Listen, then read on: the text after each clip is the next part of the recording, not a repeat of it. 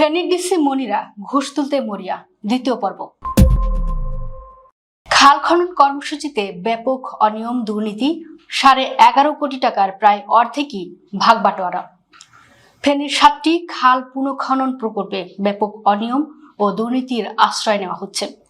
নির্ধারিত গভীরতা ও প্রস্থ বজায় না রেখে এক্সকাভেটর দিয়ে খালের পাশে ড্রেসিং করা হচ্ছে, যা সরকারি অর্থ আত্মসাতের মহা উৎসব পরিণত হয়েছে। প্রকল্পের 11.5 কোটি টাকা ব্যয়ের প্রায় অর্ধেকই আত্মসাৎ ও ভাগ বাটোয়ারা হচ্ছে বলে অভিযোগ উঠেছে। কাগজে কলমে শ্রমিক দিয়ে কাজ করানোর কথা থাকলেও বাস্তবে যন্ত্র ব্যবহার করা হচ্ছে। এতে সরকারি কর্মস্থান কর্মসূচির উদ্দেশ্যে ব্যাহত হচ্ছে এবং দরিদ্র শ্রমিকরা কাজ থেকে বঞ্চিত হচ্ছেন। অপরিকল্পিতভাবে যন্ত্র ব্যবহারে আশেপাশের বাড়িঘরের নিরাপত্তা সংকট তৈরি হয়েছে। স্থানীয়দের মধ্যে এসব অনিয়ম নিয়ে তীব্র ক্ষোভ বিরাজ করছে এবং তারা জেলা প্রশাসনকে দায়ী করছেন। বিএনপি সরকারের নির্বাচনী প্রতিশ্রুতির অংশ হিসেবে কৃষি উৎপাদন বৃদ্ধি এবং জলাবদ্ধতা নিরসনের লক্ষ্যে 2025-26 অর্থ বছরে খাল খনন, পুনঃখনন এবং বৃক্ষরোপণের উদ্যোগ নেওয়া হয়। ফেনীর 6 উপজেলার 12টি খালের প্রস্তাব দুর্যোগ ব্যবস্থাপনা ও ত্রাণ মন্ত্রণালয়ে পাঠানো হয়, যার মধ্যে 7টি খাল অনুমোদন পায়। এই খালগুলোর মোট দৈর্ঘ্য 49 কিলোমিটার এবং এর জন্য প্রায় 11.5 কোটি টাকা বরাদ্দ পাওয়া যায়। জেলা প্রশাসনের তত্ত্বাবধানে এই কর্মসূচি বাস্তবায়িত হচ্ছে, কিন্তু বর্তমান বেপরোয়া দুর্নীতিবাজ জেলা প্রশাসক মনিরা হক একে অবৈধ অর্থ আয়ের অন্যতম মাধ্যম হিসেবে ব্যবহার করছেন।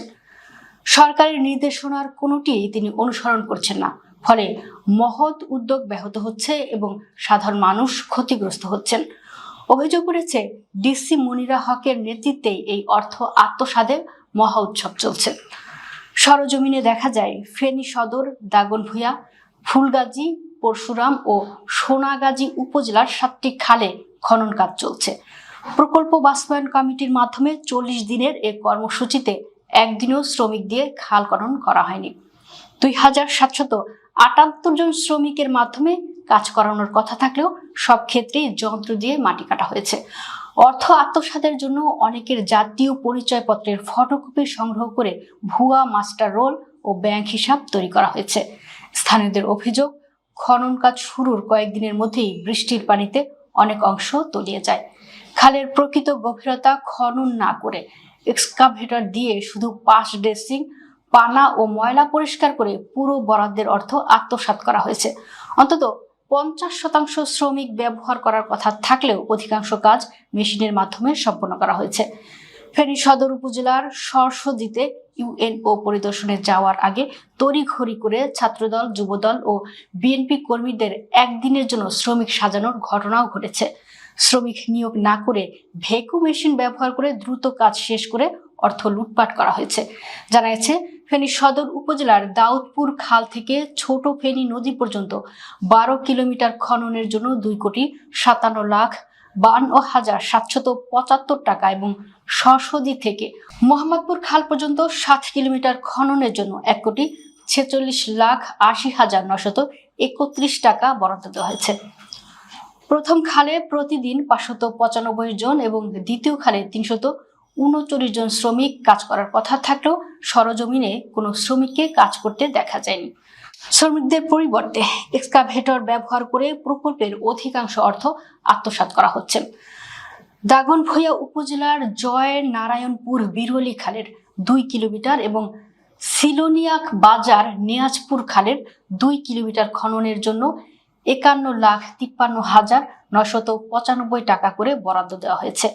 এই দুটি প্রকল্পে প্রতিদিন 238 জন শ্রমিক কাজ করার কথা থাকলেও সরজমিনে শুধু মেশিন দিয়ে কাজ করার চিত্র দেখা গেছে।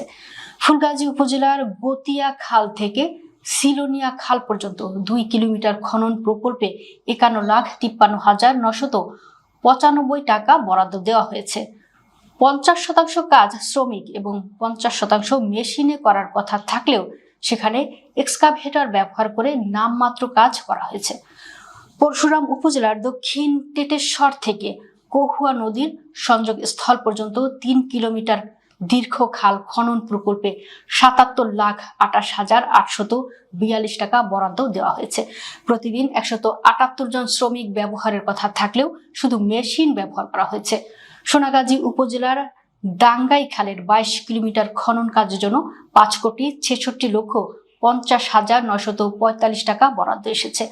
৫০% কাজে প্রতিদিন ১,৩০৯ জন শ্রমিক ও বাকি ৫০% কাজে মেশিন ব্যবহারের নির্দেশনা থাকলেও শ্রমিক ব্যবহার করা হয়নি।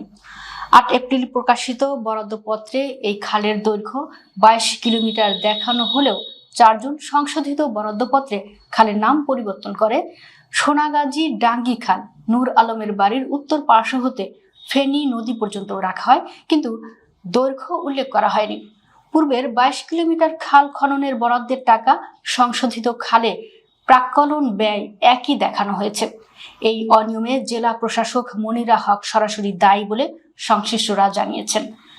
খালের দৈর্ঘ্য প্রসঙ্গে সোনাগাজী উপজেলা নির্বাহী কর্মকর্তা রিগান চাকমা জানিয়েছেন, গুগল ম্যাপ ও দেশ সার্ভে অ্যান্ড ইঞ্জিনিয়ারিং কনসালটেন্ট এর সহায়তায় খালের দৈর্ঘ্য নিশ্চিত করা হয়েছে, কিন্তু অনুসন্ধানে সোনাগাজী চর চান্দিরায় খালের দৈর্ঘ্য ৮.৫ কিলোমিটার পাওয়া যায়নি। জেলা প্রশাসকের দুর্নীতি চাপা দিতে গিয়ে ইউএনও মিথ্যা তথ্য দিয়েছেন। অভিজ্ঞ জরিপকারীর সহায়তায় প্রাপ্ত তথ্যে দেখা গেছে বিএস নকশা অনুযায়ী প্রকল্প এলাকা ৭ নম্বর স্লুইস থেকে ফেনী নদী পর্যন্ত খালের মোট রৈখিক দৈর্ঘ্য ৪.৬২ কিলোমিটার।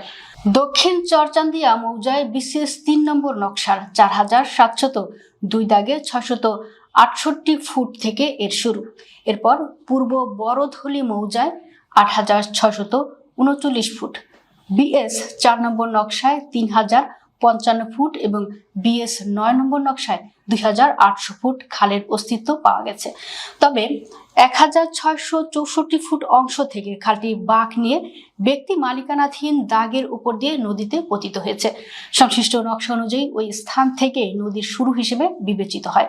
পরবর্তী অংশ বিএস নকশাভুক্ত খাল নয় এবং অধিগ্রহণ ছাড়া তা ব্যক্তি মালিকানাধীন জমি। সংশোধনের জন্য আবেদিত প্রকল্পে খালের দৈর্ঘ্য ২/৩ কমলেও কেন সমপরিমাণ অর্থ প্রাক্কলন অনুযায়ী ব্যয় দেখানো হলো জানতে চাইলে সোনাগাজী উপজেলা প্রকল্প বাস্তবায়ন কর্মকর্তা এনামুল হক জানান, প্রকল্প নির্দেশিকা অনুযায়ী সমপরিমাণ বরাদ্দ প্রাক্কলন অনুযায়ী ব্যয় দেখানোর নির্দেশনা রয়েছে, কিন্তু দুর্যোগ ব্যবস্থাপনা ও ত্রাণ মন্ত্রণালয়ের এক কর্মকর্তা জানান, প্রকল্প পরিবর্তনের আবেদনের সময় বরাদ্দ প্রকল্প অনুযায়ী চাইতে হবে। প্রকল্পটি বাস্তবায়নে ৬০ থেকে ৭০ লাখ টাকা ব্যয় হতে পারে, অথচ এখানে ৫,৬৬,৫০,৯৪৫ টাকা ব্যয় দেখানো হচ্ছে। প্রকল্প শুরুর আগে অনেকের কাছ থেকে কাজ দেখানোর কথা বলে জাতীয় পরিচয়পত্রের ফটোকপি সংগ্রহ করা হয়েছিল, কিন্তু তাদের কাউকেই কাজে নিয়োগ দেওয়া হয়নি যাদের নামে ব্যাংক অ্যাকাউন্ট করা হয়েছে। বাস্তবে ওইসব ব্যক্তির স্বাক্ষরের সঙ্গে মাস্টার রোলের স্বাক্ষর বা টিপসইয়ের কোনো মিল নেই। অর্থ লুটপাটের উদ্দেশ্যে শ্রমিকদের ভুয়া অ্যাকাউন্ট ও মাস্টার রোল তৈরি করা হয়েছে। স্থানীয় কৃষকরা বলেন, খালগুলো সঠিকভাবে খনন করা হলে কৃষি সেচ ও পানি নিষ্কাশনে অনেক উপকার হতো, কিন্তু অনিয়ম দুর্নীতির কারণে তারা সুফল থেকে বঞ্চিত হচ্ছেন। খালপাড়ের বাসিন্দারা জানান, কাজে জনগণের কোনো উপকারে আসবে না। মেশিনে কাটা মাটি কয়েকদিন যেতে না যেতেই বৃষ্টির কারণে আবার খালের পানিতে পড়ে যাচ্ছে।